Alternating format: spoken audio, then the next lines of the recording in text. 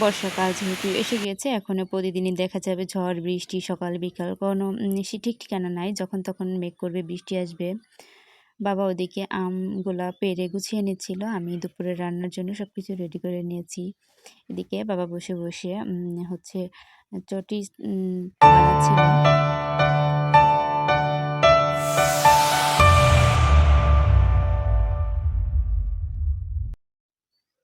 আসসালামু আলাইকুম, আমি নাজমিনারা ভাঙ্গা থেকে বলছি।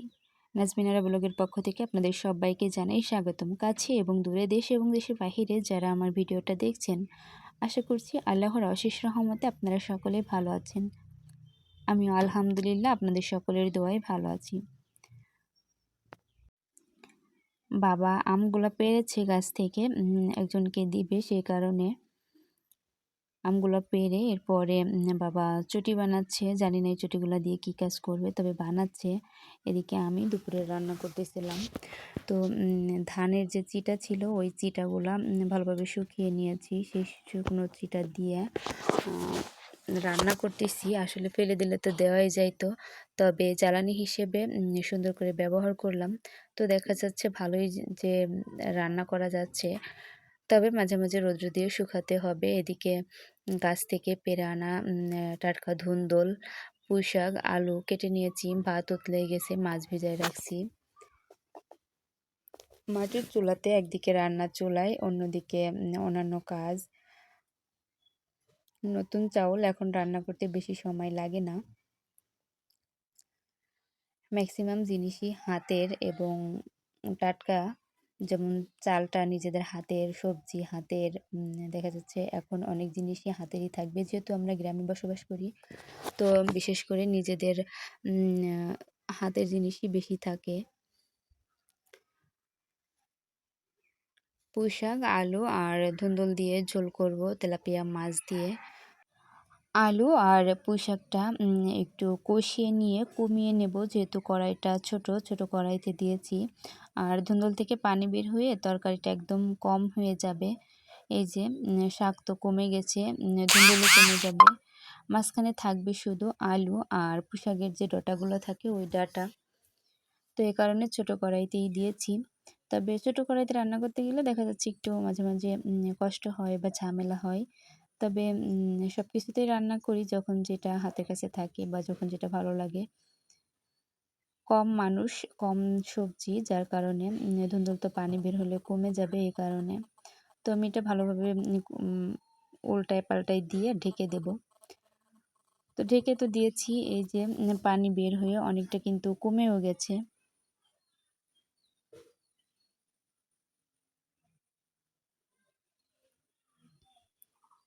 এটাতে কিন্তু এক ফোঁটাও পানি দিইনি, শুধু ধুন্দুল আর পুঁইশাকের যে পানিটা বের হইছে, ওই পানিটাতেই কিন্তু আমার কষানো হয়ে গিয়েছে।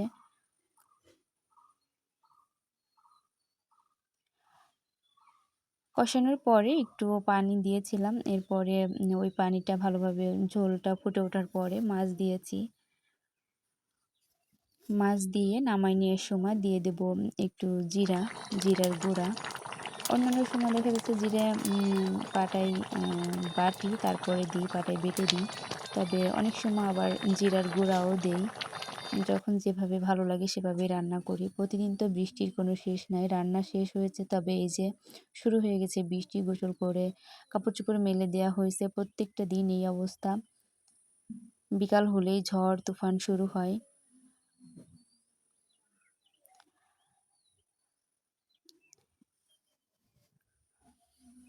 এখানে ভাত ধুয়ে খাঁচাইতে করে রোদে দেওয়া হয়েছে। ভাতগুলো শুকাই গেছে, বৃষ্টির পানি পেলে নষ্ট হয়ে যাবে। তো কাপড়গুলা যে তুলতে আসছি, এই সাথে সাথে ভাতগুলোও নিয়ে যাব। ৩ জন মানুষ, একটু কম বেশি করে রান্না করলেই না ভাতগুলা থেকে যায়। খুব হিসাব করে রান্না করতে হয়। আর ধান নিতে যে পরিমাণে কষ্ট হয়েছে, এতে করে ইচ্ছে করে না যে ভাতগুলা ফেলে দিই। যেভাবেই হোক মনে হয় যে সংরক্ষণ করে রাখি, সে শুকায়ে হোক বা খেয়ে ফেলি বা ফ্রিজে রাখি, যে কোনোভাবেই সংরক্ষণ করে রাখি। ৩ জন মানুষ তো ওই টাইম মাপা রান্না করলে না কিছুটা থেকে যায়। তো মাঝে, মাঝে থেকে গেলেও করার কিছু নাই। তো ফেলতে ইচ্ছা করে না। খুব খারাপ লাগে, খুব কষ্ট লাগে। আমরা তো ঘরে থেকে মাত্র ১০-১৫ দিন সিদ্ধ করেছি। টানাটানি করছি, এতেই কত কষ্ট হয়েছে। আর যখন ধান থাকে সেই ধানের থেকে চারা দেয়া থেকে শুরু করে বাড়ি আনা অবধি একজন কৃষকের যে কী পরিমাণে কষ্ট হয় সেটা বলে বোঝানোর মতো না। আসলে যারা কষ্ট করে তারাই বুঝে। এতটুক কষ্ট যদি না করতাম তাহলে হয়তো ভাতের যে ফেলে দেওয়ার যে মর্মটা ওইটা হয়তোবা বুঝতাম না।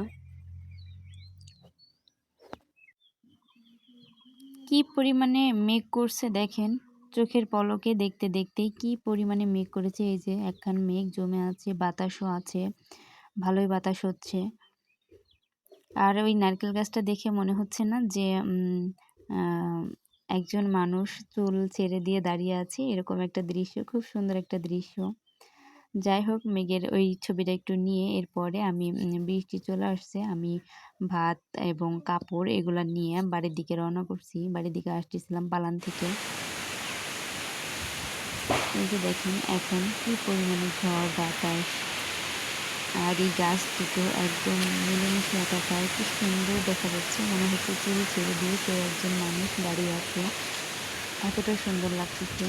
তো বাতাস হচ্ছে দেখে আমি আবার আম গাছতলাতে আসছিলাম, ওই যে আম পড়ে আছে, আমগুলো নেওয়ার জন্য।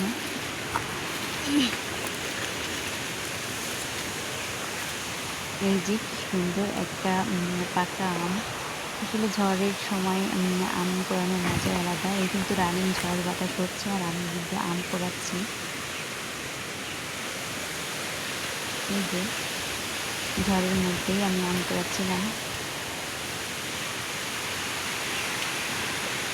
প্রচুর পরিমাণে বাতাস হচ্ছিল, মনে হচ্ছে আমাকে উড়িয়ে নিয়ে যাবে। আচ্ছা, আপনারা কি এখনও আমার ভিডিওটা দেখছেন? যদি এখনও আমার ভিডিওটা দেখে থাকেন তাহলে প্লিজ একটা লাইক দিতে ভুলবেন না। আপনারা কে কোথা থেকে আমার ভিডিওটা দেখছেন কমেন্টের মাধ্যমে জানাতে পারেন। এতে করে না আমার খুব ভালো লাগে, আমি জানতে পারি যে আমার ভিডিওটা কোন কোন অঞ্চল থেকে দেখা হচ্ছে এবং কোন প্রিয় মানুষগুলো আমার ভিডিওটা দেখছে। আপনারা যদি প্রতিদিন আমার নিত্য নতুন ভিডিও পেতে চান তাহলে আমার চ্যানেলটা সাবস্ক্রাইব করে বেল বাটনের অল অপশনটা অন করে রেখে দিতে পারেন। এতে করে আপনার যখন সময় সুযোগ হবে আপনি তখন দেখে নিতে পারবেন। এই যে কদম ফুল কখন যে ধরেছে আর কখন যে ফুটেছে বুঝতেই পারি নাই, তবে এদিকে আসছি ক্যামেরাতে ফুটে উঠেছে, সে কারণে আমার চোখে পড়লো, তো ভাবলাম আপনাদের সঙ্গে একটু রেখে দিই। সবাইকে জানাই কদম ফুলের শুভেচ্ছা। সবাই ভালো থাকবেন, সুস্থ থাকবেন। আল্লাহ হাফিজ।